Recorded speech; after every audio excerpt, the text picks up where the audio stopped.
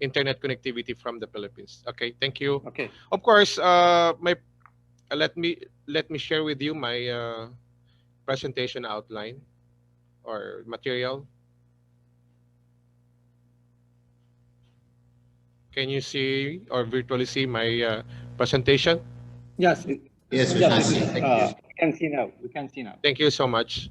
Of course, my presentation outline works with the three components: the software development process, the quality assurance, and of course the uh, project or the study on object detecting CCTV using artificial intelligence, which is the product of soft computing and software development process. So, of course, the software development process, we all know that for those who are software engineers and software developer, this is a methodology or a model or life cycle that is framework that is used to structurally develop the plan, design the plan, control the process of developing information systems. And of course, it has different activities that we may be able to engage with. And these are the identification of need, which is first being evaluated, of course, by some marketing personnel for economic feasibility, so that for its existing channels distribution for possible effects on existing product lines or even required features for it with the company's marketing objectives. And of course, in this space, the cost and time consumptions become being evaluated. And of course, for the planning itself, this is where we want to discover things that belong, of course, to the project. And this is a significant task, of course, in creating software program or an application that is extracting in the requirements of the analysis. And the third one is the designing, of course. Once the requirements are established, definitely the design of the software can be established in a software design document. So it is part of the designing feature. Like, for example, of course, for those who are systems designer or analyst, they are using some block diagrams, the data flow diagram, the system flow chart, and the like, and how the parts fit together. And of course, number four would be the coding or even the testing and documenting the particular part of the application development activities where the software actually program the code of the project. So this is thoroughly being done in terms of course, software testing, because this is very important pace of the software development process, because at the same time the defects are recognized as soon as possible, and the deployment and maintenance. So this is actually, this starts directly after the code is appropriately tested, so approved for release and sold or otherwise distributed into a production environment. So the view models of this metrics on the perspectives of application development or software developments, that we have, of course, the business process model or the business process and data modeling. So when you say business model, illustrates, of course, the functions or the functionalities that are associated with the business process model, and performs, of course, different functionalities. And the data modeling works in the primarily as the details of information to be stored, and the primary use when the final product is generation of computer software code for application, or even the preparation of a functional specification to work and aid a computer software. And of course, this is part of what we call make or buy decision making. So the computer aided software engineering, or what we call the CAI, this actually works in two key ideas. No, these are the foster computer assistance in software development and software maintenance as well. The processes works in terms of engineering approach to software development and maintenance. So the environment itself, which is the third one, works with the IDE. So the IDE, or what we call the integrated development environment, is the one who is working with the design environment or even in the integrated debugging environment. So we have so many examples of this. So for example, if we are working with the Java development, we have Eclipse, we have the NetBeans, we have a lot, JCreator. And this is also facilitates, of course, the computer programmer for software development that consists in terms of source code editor, of course, the compiler or even the interpreter, build automation tools, and even the debugger. So typically, the IDE is dedicated to a specific programming language. So just like what I cited in the example using the Java tool. So the modeling language that works, of course, with the graphical modeling, these are the fields or things that are underlying software engineering, like for example, the BPML or XML from BPL or form BPML. So it is an example of process modeling language of in terms of web services, no? And even extended enterprise modeling language is commonly used for business process modeling across layers. We can also use flowchart and even FMC or fundamental modeling concepts and the like. So there's a lot of things that we can actually put in place, like of course, large object-oriented approach in C Sharp, C++, Java, and of course the unified modeling language, which is for those who are application developer. This is a general purpose modeling language that is an industry standard for specifying software intensive systems. Now, in terms of programming paradigm, so this is a fundamental style of computer programming, which is not generally dictated by the project management methodology, such as waterfall or even agile paradigm.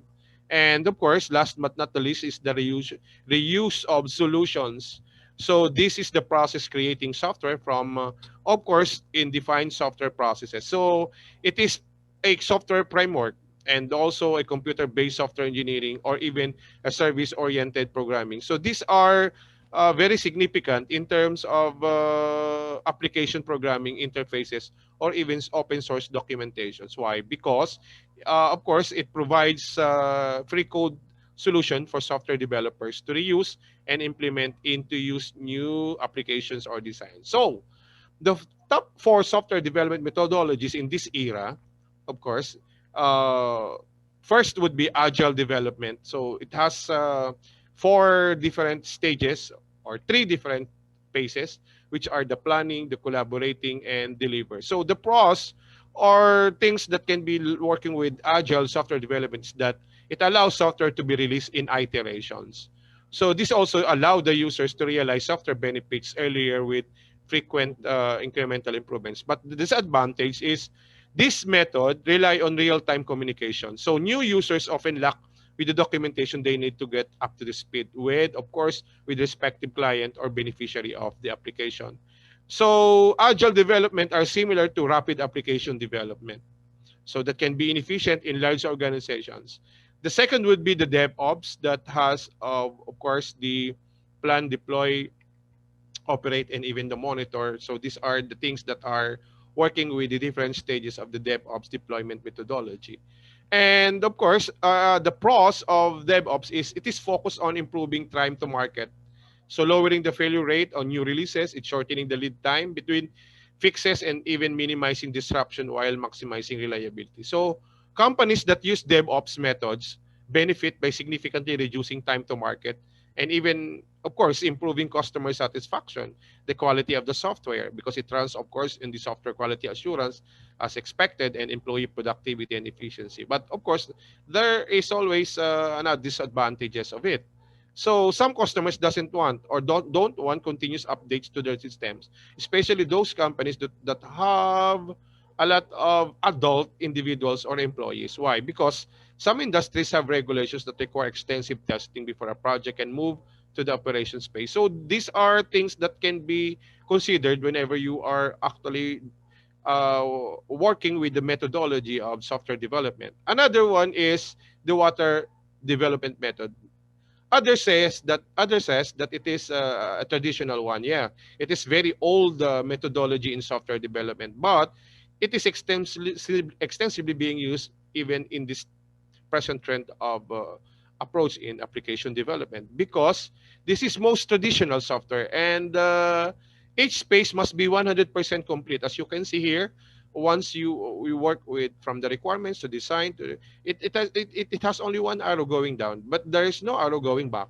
So therefore, it requires 100% no in terms of processing each stage before going to the next stage. So the waterfall development method is often slow and costly due its rigid structure and right control. So definitely, this is very costly, no, in terms of manpower or labor cost. Next would be the rapid application development. Just like what agile development does, rapid application development also condensed development process that produces, of course, high quality system with low investment costs. Why? Because RAD process allows the developers to quickly adjust shifting requirements, fast-paced, constantly changing market. So what requires by rapid application development is cutover because it requires, of course, some significant developers who are skilled, of course, and expert or even certified. So therefore, if these are the people who are working with rapid application development, of course, these are very high paying individuals. So of course, the software quality assurance, I will just discuss this for about 2 or 3 minutes. Definitely part of this is the ISO 25010-2011. So this is significantly a former ISO 9126-2001. So it requires systems and software engineering, systems and software quality requirements evaluation, systems and software quality models, and at the same time, this has different product quality characteristics. So if the software will be in the form of functionality, performance efficiency, portability, accessibility, availability, confidentiality, modularity, adaptability. So definitely these are going to be measured accordingly in accordance to the evaluation under ISO 25010-2011. So the fundamental objective is, of course, is to address well-known human bias that can be adversely affect the delivery and perception of a software development. And the quality itself, definitely, it works with the defect, of course, to avoid defect. So being the non-fulfillment of intended usage requirements. So the non-conformity is the non-fulfillment specified in the requirements under ISO 25010-2011. So what is CMMI quality framework? So this is what we call the capability maturity model integration. So the different, there are so many companies that are working with CMMI, definitely. So this is a proven industry framework. Many companies have been involved in CMMI, and DP such as Motorola, of course, Ericsson. Those are very giant in IT companies in the world. CMMI has been established as a model to improve business results. So it has 5 levels to describe the maturity of the organization. So how can CMMI help? Because CMMI provides a way to focus and manage the software development from product inception to deployment and maintenance. And definitely, behavioral changes are needed at both management and staff levels. And it actually initially a lot of investment required. Why? Because definitely it requires software quality assurance. Another testing is really acquired so that you can have a very good output as far as the application development is concerned. 98% is really highly acceptable. Errors or bugs or even, of course, bugs are encountered and being and normal, but of course, defect is not actually really accepted. And these are the 5 levels: initial, managed, defined, quantitatively managed, and optimizing. When I was still in the industry, my company there was in the level 3, defined. So meaning the process are well characterized and understood, processes, standards, procedures, tools, and the like are defined. So the organizational work functionalities or workflows are really working and being implemented. Proactive is the term there. Okay, and these are the process areas. And of course, this is the last part, which is the study on or the production or the output or the product of the soft computing using the object detecting CCTV using artificial intelligence system. So what is all about this study? So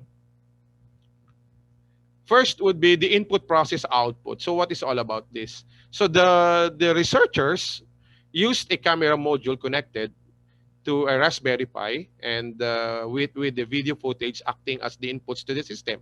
So the device is then placed at the entrance of the establishment or university, for that matter, or office, that provides a clear and unobstructed view of approaching vehicles. So this is important since the camera module has no autofocus capability. So the standard 5 volts or 2.5 amperes micro USB power supply is used to power the Raspberry Pi here. And in the process itself, it is gathered.